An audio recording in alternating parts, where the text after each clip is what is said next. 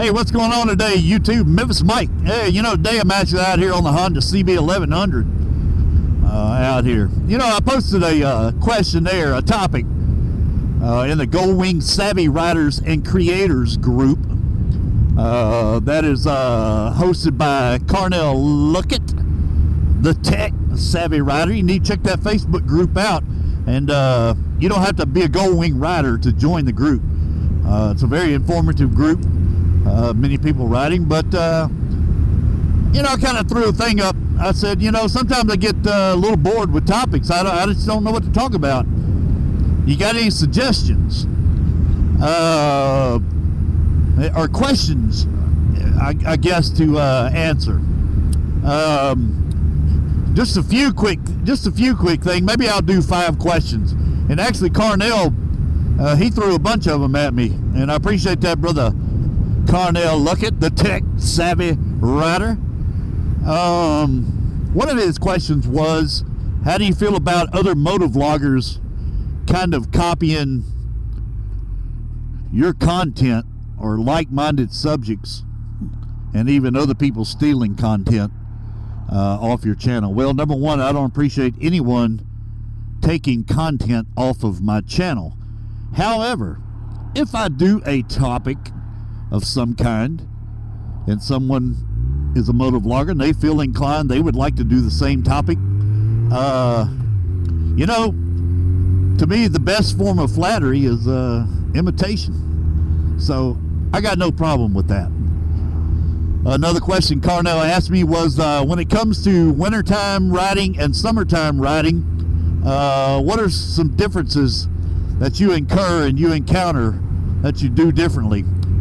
Honestly, I don't do anything differently between my summertime riding and wintertime riding, other than the fact that I wear more clothes. I do bust out the heated gear. Well, I will take that back. I probably ride safer with gear in the winter because I'm putting more clothes on. So I'm wearing a full padded jacket, full riding gear, and I'll be honest, I'm guilty in the summertime of jeans and a shirt. That time. So yeah, that's the basic thing of my difference is my gear changes.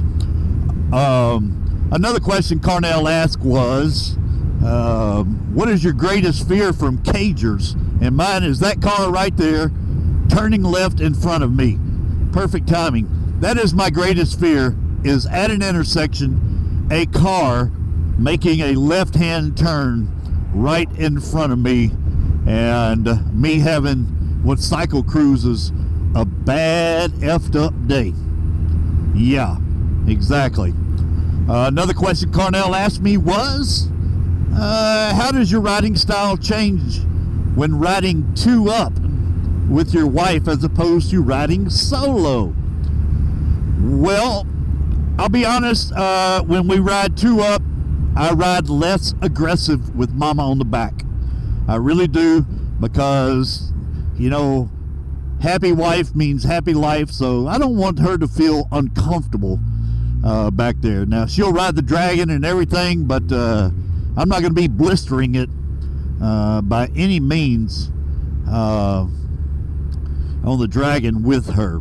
So that's really the difference. One of the differences, I ride less aggressive, and also, I'll be honest, we probably stop more frequently.